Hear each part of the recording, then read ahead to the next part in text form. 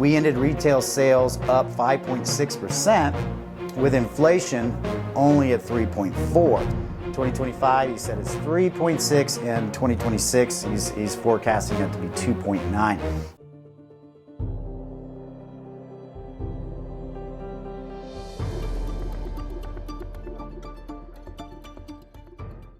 Hi, this is Nathan Wilson, investment advisor with Independence Money. This video is our 2023 market recap and 2024 market forecast, what to expect in the upcoming equity and economic markets for this year. Last year was, actually the last couple of years were quite fun. I mean, if you rope in 2022 and 2023, it was quite the dichotomy. I'm going to give you some statistics on that. And it kind of broke up this long-standing bull market. And like I said, put things back to being interesting. So let's go through it. So third quarter of 2023 was quite the sell-off. And then fourth quarter was quite the rally. So let's break that down. The market had weakness. And in my opinion, in third quarter, the sell-off was forward forecasting. You have to remember that about the market. It's a forward forecaster. It was forecasting a recession for 2024. So a lot of times I'll have clients saying, hey, I don't like the idea of the economics in 2024. I want to step out of the market. And if that's a long-term decision, like you're adjusting your asset allocation to reduce risk long-term, obviously that makes sense. Each person's situation is unique.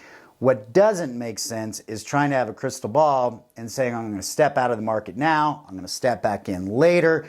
And so back to this example, if you're feeling like 2024 is going to have a recession and you want to step out, be cautious about that because the market is a forward forecaster. In my opinion, it already priced in a 2024 recession in the third quarter of 2023.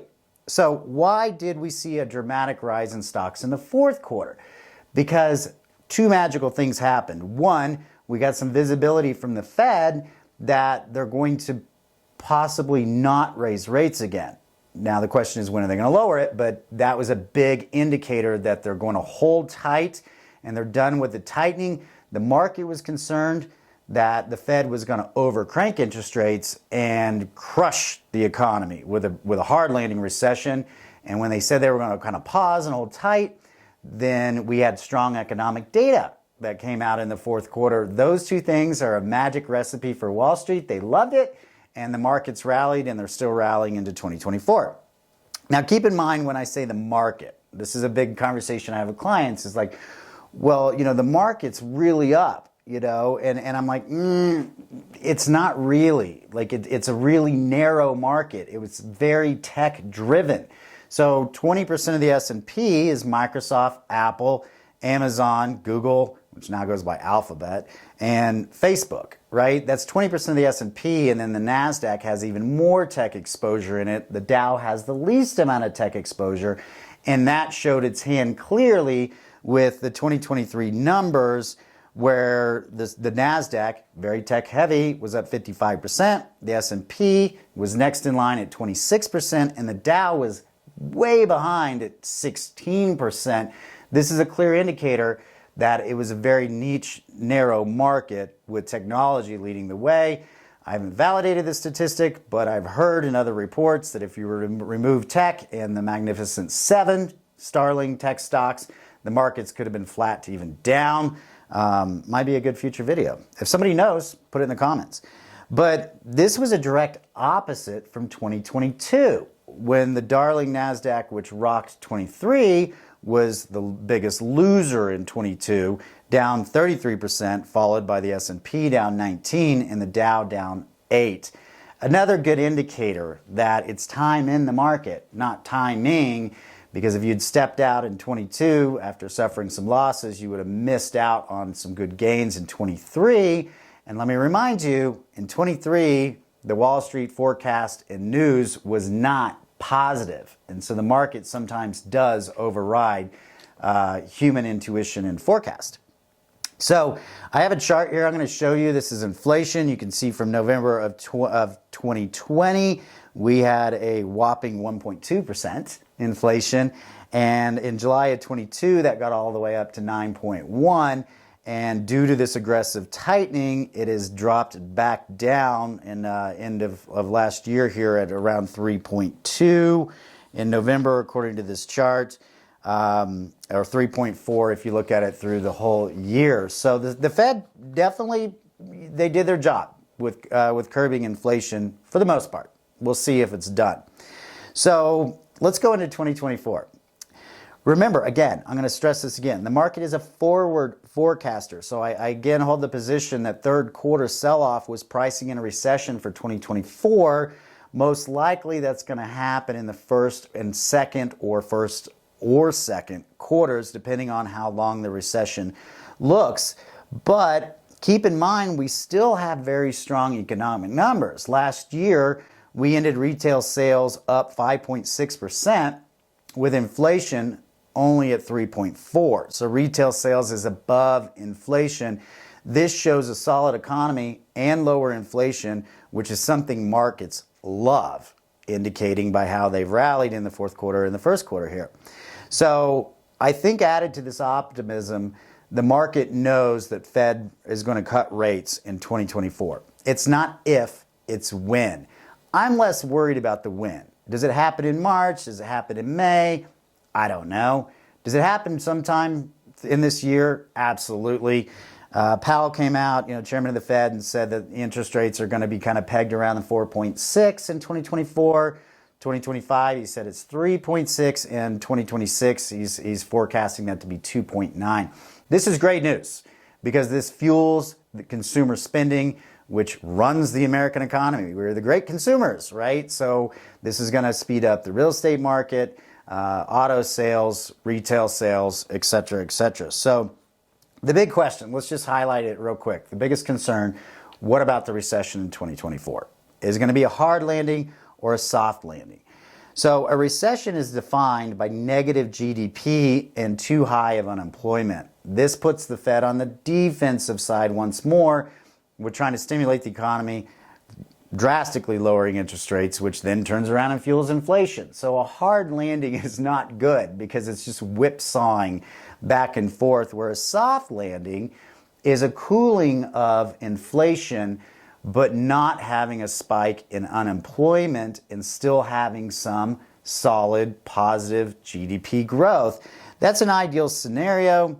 Keep in mind, statistically, the Fed has never had a soft landing. So we'll see. There's always a first time for everything. Time will tell. I'm not seeing a hard recession like, the 08, where there's some sort of external thing that really kind of cracks the system here. So I think this is manageable. So in my 25 years of experience as an investment advisor, what I've seen is the Fed will come out, or the government will come out and officially announce a recession after it's already over, because they don't want bad news to propagate or fulfill or compound on itself. And from a political standpoint, the Fed does not like to be accused of swaying an election. So it would be very convenient for the first part of third quarter for the Fed to come out and say, hey, guys, we officially had a recession in Q1 or Q2, but success! We have now attained inflation and we're back to growth, and everybody has their optimism and can vote for whoever they want without blaming the other party. Of course, this is America. They'll probably blame somebody.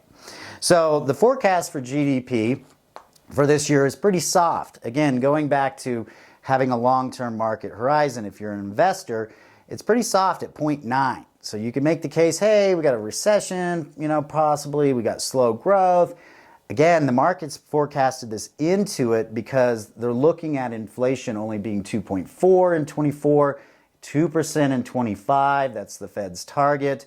Wall Street still sees some upside potential in 24, and here's why. They're forecasting the S&P 500 companies to grow profits by 11%. This is a lagging indicator. So the markets are forward forecasting, meaning it's already had this rally, because they're pricing in this growth rate of 11% in 2024, which would put the market at fairly valued. Apologies to all of you apocalyptic bears that are waiting on the world to fall apart. Not sure we're there yet. So the good news is you don't have to have a crystal ball. You shouldn't even be messing around and investing at all unless you have at least a 3 or a 5 year, preferably a 10-year investment horizon, and you're willing to go the distance with these whipsaws, ups and downs. Statistically speaking, it's a recipe for failure 100% of the time to try to market time, because you have to be right when you step out, and you have 50-50 odds on that, and you have to be right when you step in, and you've got 50-50 odds on that, which puts your success ratio of getting them both correct at a 25%, and that's about as low as an F as you can get in school unless you just literally didn't show up to class. So remember, Albert Einstein said, compounding interest is the 8th wonder of the world. Again, this is why you need to have time in the market, not timing. Bottom line, it's not if, it's not when, it's if they lower rates. They're going to lower rates. We are going to have a landing in 2024 and get it out of the system, whether it's soft or it's hard landing. We're going to have a landing. Typically, pullbacks in the economy are much shorter than expansion times. Bear markets are much shorter than bull markets. It's just part of the investment world. If you have questions about your investment portfolio, if you're a client, definitely reach out to me and schedule a review via Erica. Or if you're somebody that's just watching this channel and we haven't chatted yet, be sure you email me, nathan@independence-money.com. We can certainly talk about reviewing your goals and objectives, your investment portfolio, and seeing if there's any gaps that we can help even out that investment strategy for you. Thanks for your time. I know this is a lengthy video. I appreciate your comments, shares, likes, and subscribes. Y'all take care.